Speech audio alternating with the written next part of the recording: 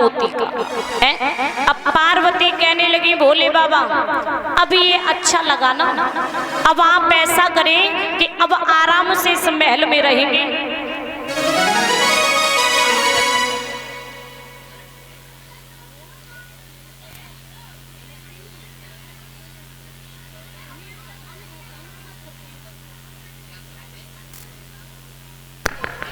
तो जैसे ही और महाराज याद रहे महल बन करके तैयार हुआ तो भोले बाबा ने कहा कि पार्वती पहले इस महल में गृह प्रवेश करवा ले और उसके बाद में इसमें रहेंगे।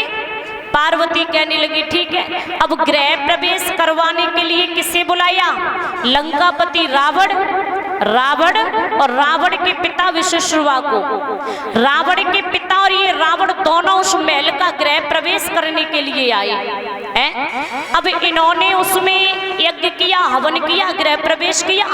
अब भोले बाबा ने कहा कि ऐसा है बेटा, आज आप हमारे यजमान हो, आप हमसे कुछ मांग लो, आपको दक्षिणा में क्या चाहिए? रावण ने जब उस महल की तरफ नजर उठा करके देखा ना तो रावण कहने लगा कि दक्षिणा में जब महल से बढ़िया और क्या चीज मिलेगी? जब महल बताओ कितना बढ़िया महल है, सोने चांदी हीरा मोती का बना हुआ है। रावण ने अपने पिताजी को कोनी का इशारा दिया और कहा कि पिताजी देख क्या रही हो, ये महली दक्षिणा में मांग लो। तो महाराज रावण भोले बाबा से कहने लगा भोले बाबा और कुछ नहीं चाहिए, आप ये मैली हमें दक्षिणा में दे दें। पार्वती ने खोपड़ी में हाथ मारो कि सब जिंदगी में जे को महल बने पाओ और सौजा रावण ने दक्षिणा में आए के मांग लो।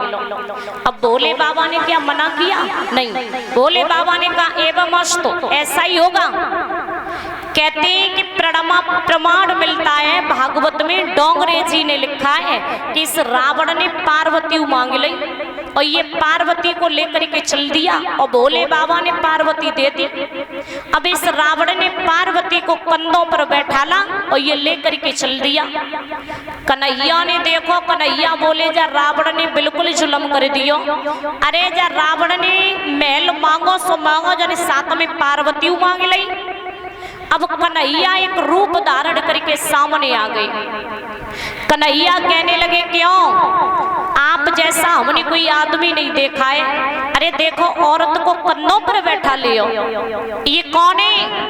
कहने लगे कौन है? इन्हें हम दक्षिणा में लेकर के आए। जैसे ये बात कही कि इन्हें हम दक्षिणा में लेकर के आए हैं, अरे मांग करके लेकर के आए। कौन है ये? पार्वती। कन्हैया कहने लगे पागल हो क्या?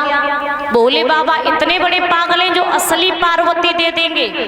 अब कन्हैया को तो माया फैलानी ना, तो कहने लगे, रावण बोला कि नकली और असली क्या होती है? तो कन्हैया कहने लगे सुनो, असली होगी बामें तो खुशबू आएगी और जो नकली होगी बामें बदबू आएगी। कन्हैया ने माया फैला दी। रावण ने पार्वती के कंधा की तरफ मुंह करके देखा तो महाराज